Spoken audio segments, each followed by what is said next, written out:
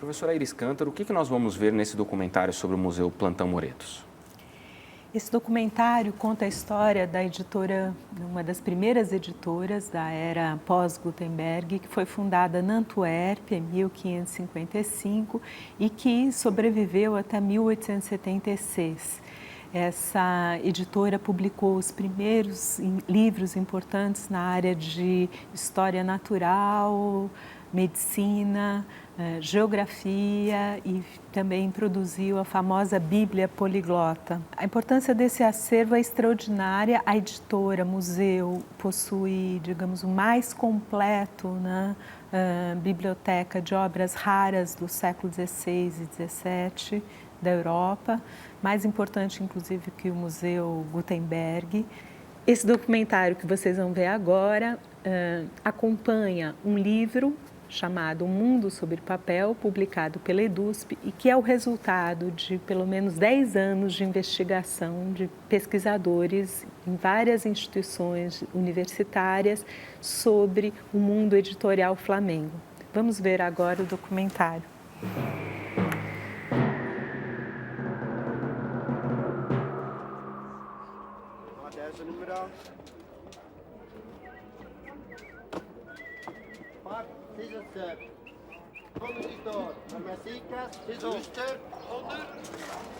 Antwerp, the Friday market. The 20th century draws to a close, yet for more than 400 years public auctions have been held on this delightful square, with the beautiful Plantin-Moretus Museum in the background.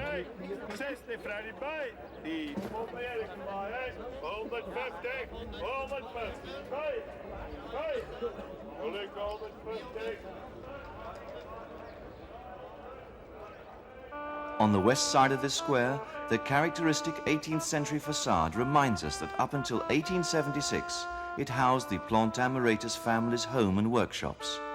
Christopher Plantin was born around 1520 near the French city of Tours.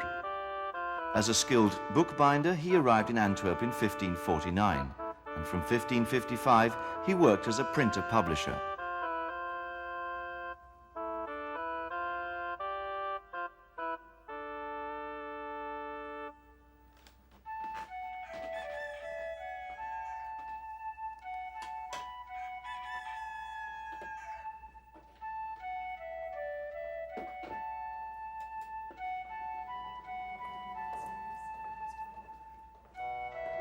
His publications were of such high quality that it was not long before he became a renowned publisher throughout the world.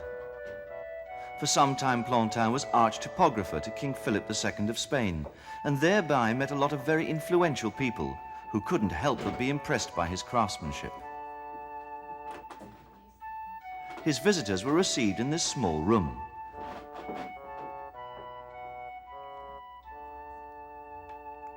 The Lion Hunt by Rubens hangs above the fireplace. The original now hangs in Munich. This painting is amongst some 150 paintings and portraits that form part of the museum's collection.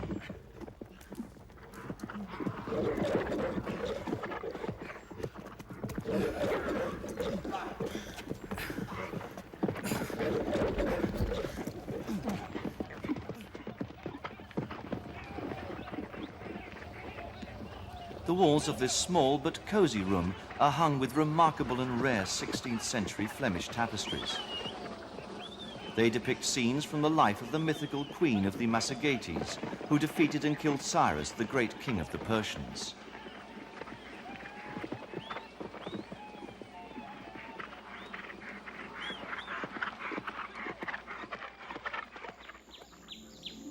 The tapestries next to the fireplace depict allegorical scenes.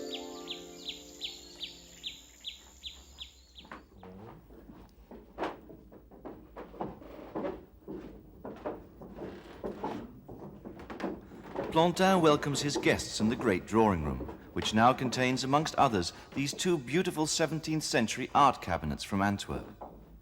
As in most of the rooms of the Plantin house, we find here the golden compass, Plantin's symbol, with its motto Labori et Constantia, work and persistency, and also the Moretus' star. These symbols can be seen depicted not only in the stained glass windows, but also in tapestries, paintings, on the porcelain china, and on the sculptured corbels.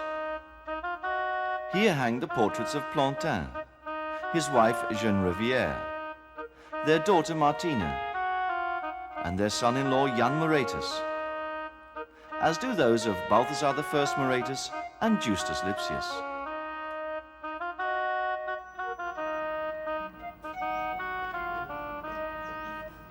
The little lion stairs, bearing the coat of arms of Balthasar II and his wife Anne-Marie de Neuf, is situated under this subdued vaulted gallery.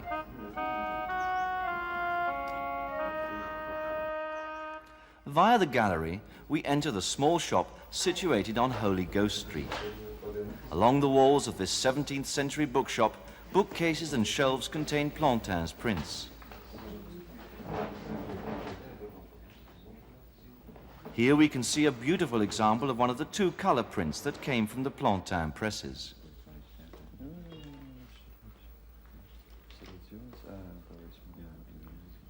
On the counter stand the scales and carrot boxes, used in thwarting counterfeiters. A list of outlawed books and a price list of school books fixed by the local magistrate still hang on the wall.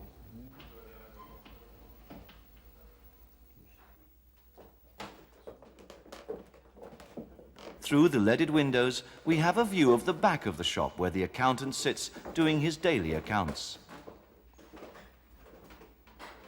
At the end of the counter is a book press to prevent the freshly printed sheets from curling up.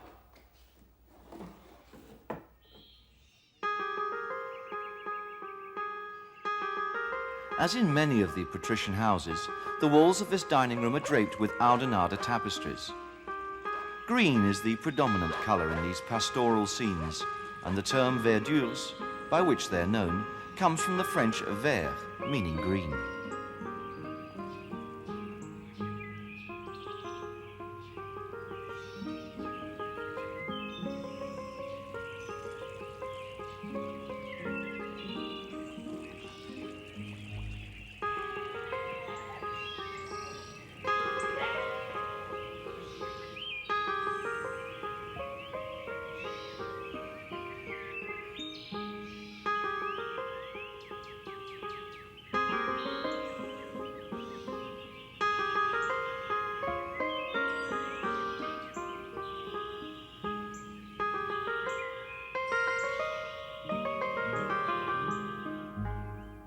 In a small passageway in the inner court, we can see the likeness of Balthasar III on a beautifully wrought shield set into the wall.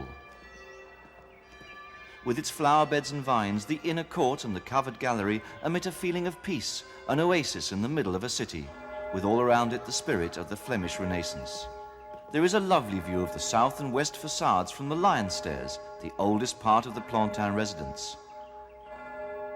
The busts of Jan Moretus, Justus Lipsius, and Christopher Plantin stand here.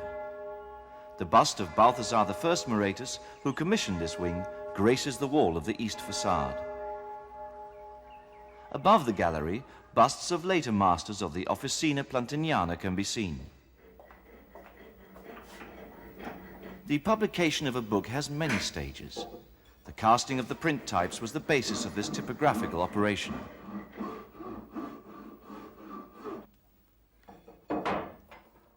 At the tip of a long steel rod, the letter is cut in relief using files and chisels.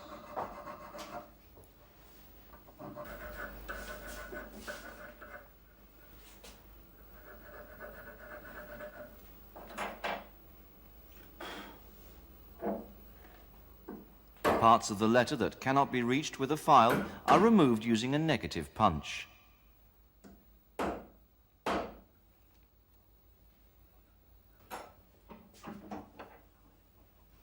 The punches are hammered into a copper block. The letter is now in its matrix. The matrices are then carefully touched up until the impressions are constant, thereby fitting perfectly into the mold. The casting can then begin.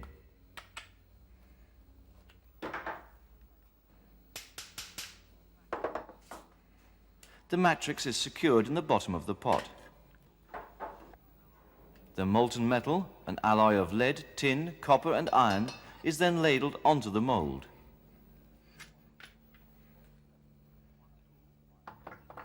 Once cooled, the molded letter is taken out and filed to its correct size. The museum still has some 15,000 matrices and 5,000 punches, representing some 80 different sorts of letter types.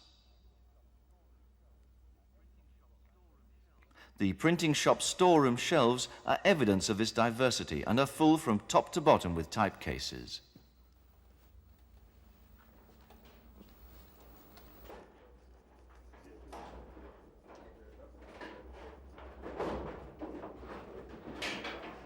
The loose letter types were collected together and stored in type cases. These flat open cases were divided up into compartments of different sizes.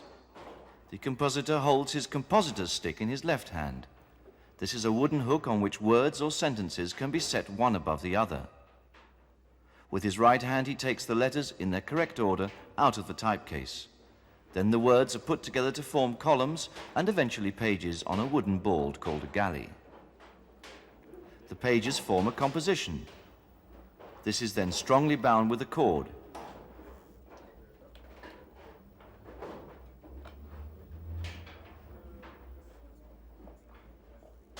Then placed in a wooden frame, which rests on the stone of the press.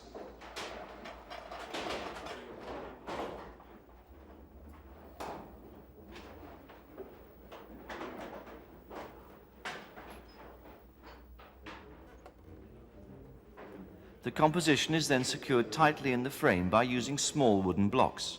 This is called coining.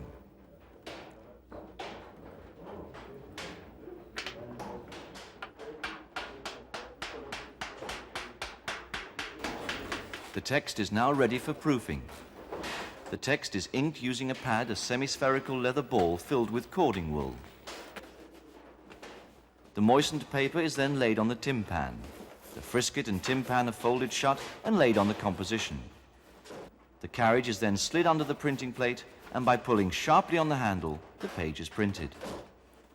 The printing plate is lifted up, the carriage turned round, and the frisket and timpan folded back, allowing the printed page to be removed.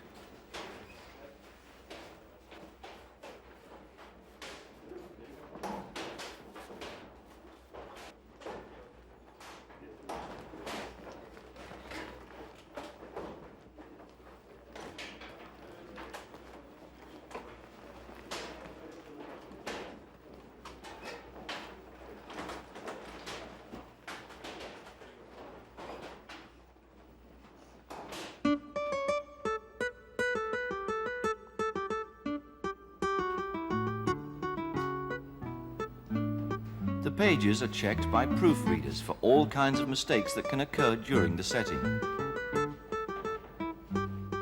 The corrector checks for mistakes in pagination, punctuation, accents, spelling, abbreviations, and letter types, and then marks them with a conform mark.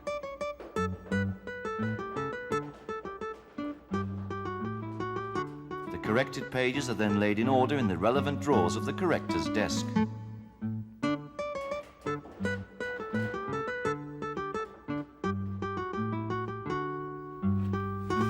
The corrected proof is then returned to the setter, who then corrects the mistakes and replaces the incorrect letters with the correct ones.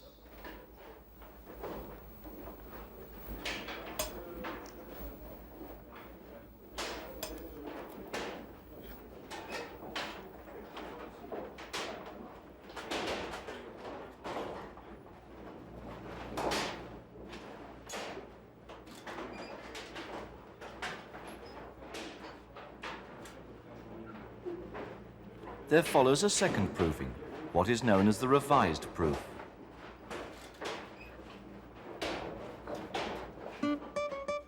This is again passed to the corrector, who checks if his corrections have been correctly actioned.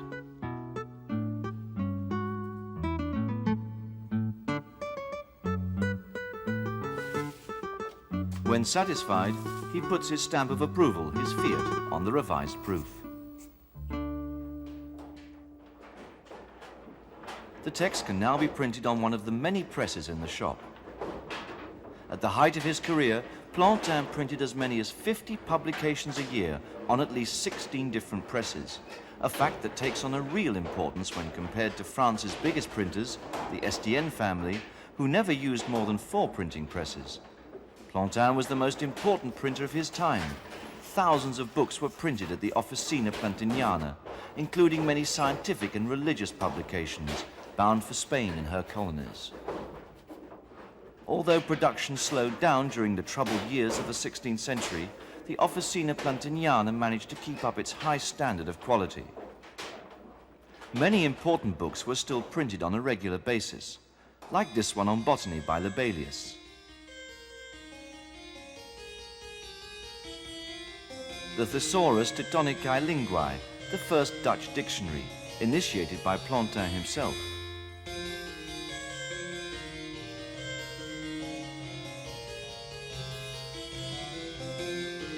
The Biblia Regia, or Biblia Polyglotta, a Bible printed in 5 languages: Hebrew, Greek, Latin, Chaldaic, and Syriac, 8 parts in folio.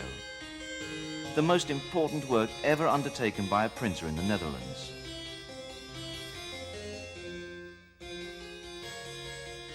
And Rembert de Doen's Kruidboek, a beautiful edition, complete with colored woodcuts.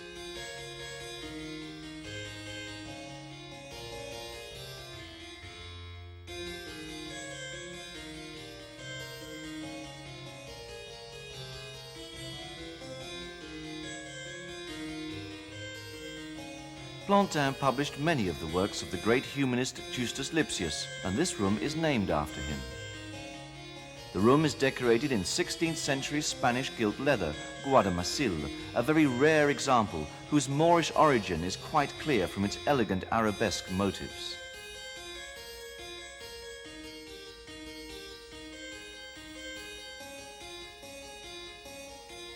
Several paintings remind us of the great scholar.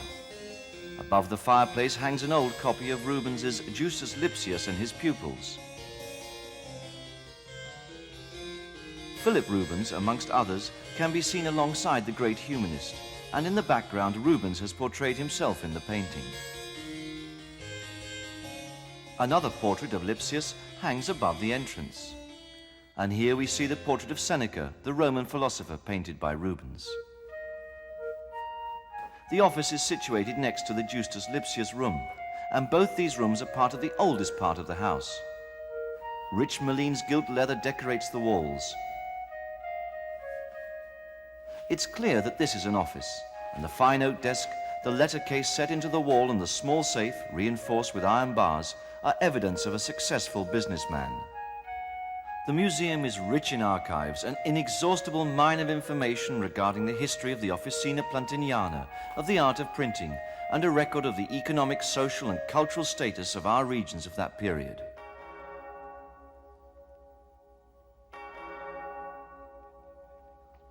In 1559, Pompe Funèbre was published, and with this publication, describing the funeral ceremonies following Emperor Charles V's death, Plantin became really established.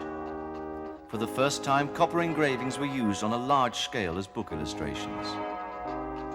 Copperplate engraving is an intaglio process, which, although causing more problems than when using woodcut, allows a more qualitatively refined work.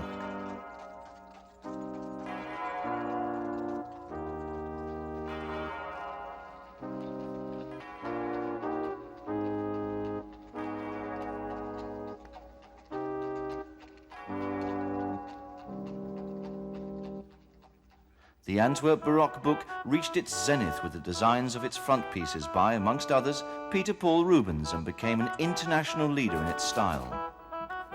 Copperplate engraving and etching are an intaglio process.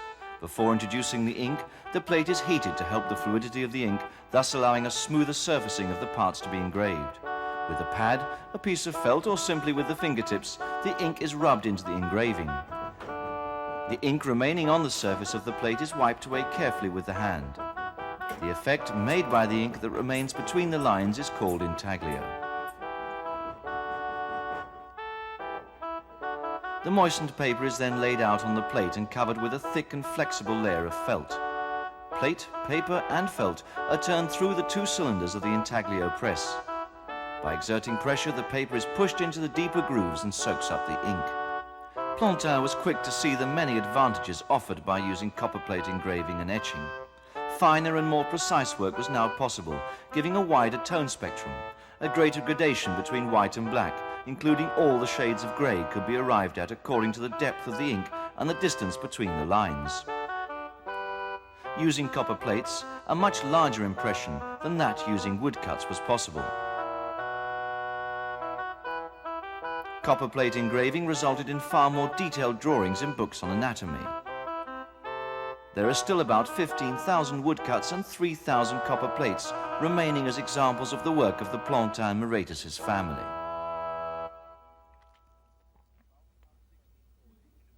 In 1640, Balthazar I Moretus established the largest of the 3 beautiful libraries in the Plantin house.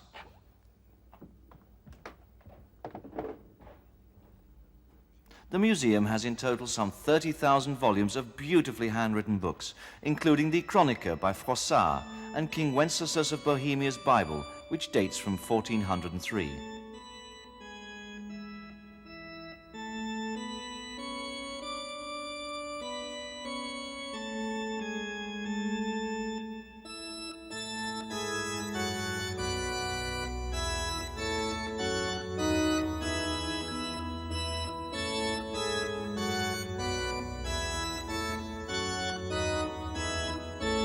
Besides fine examples of music scores, one can also find the so-called 36-line Gutenberg Bible.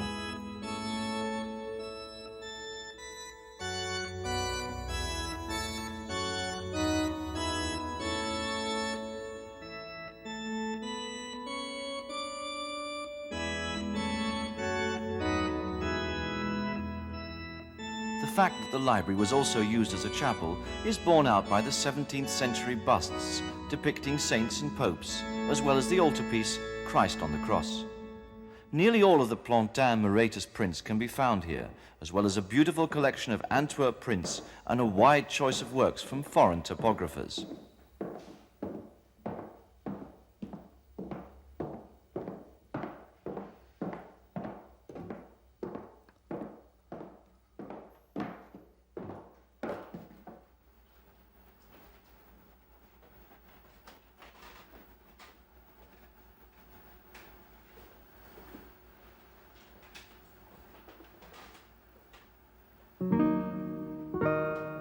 Two globes, depicting the earth and the heavens, indicate the important role played by the Low Countries, and similarly the Plantin house, in the development of scientific geography and cartography in the years between 1540 and the 18th century.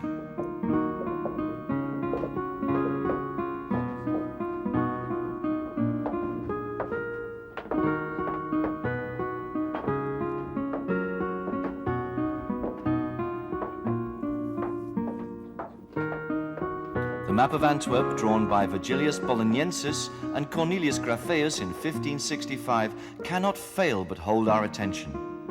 A remarkable example of 16th century cartography, of which no other copies are known to exist.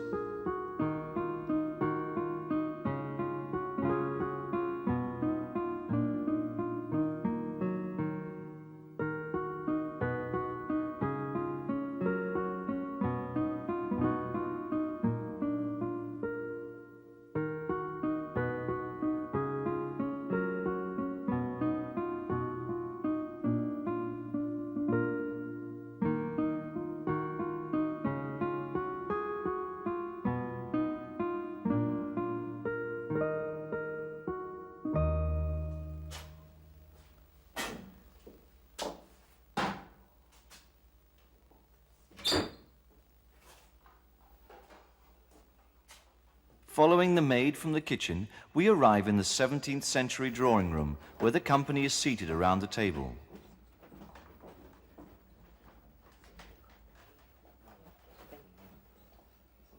One of the ladies is working lace, nothing unusual in the Plantin household, since some of Plantin's daughters had flourishing businesses in lace and embroidery. The 18th century showcase contains a lovely collection of glass, porcelain and pottery belonging to the Moretus family, as can be seen by the coat of arms inscribed on them.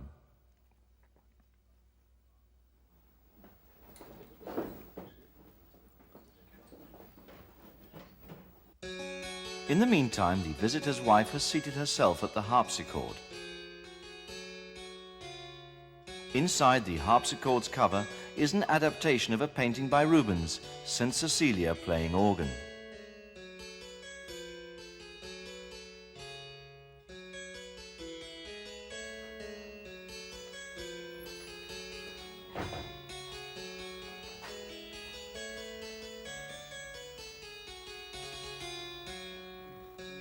Plantin has offered his guests some proofs, and the visitor is once again struck by the craftsmanship of the Officina Plantiniana. The guests start to leave, thanking Plantin for his hospitality and the guided tour of his home and workshops, a visit that cannot fail but leave a lasting impression.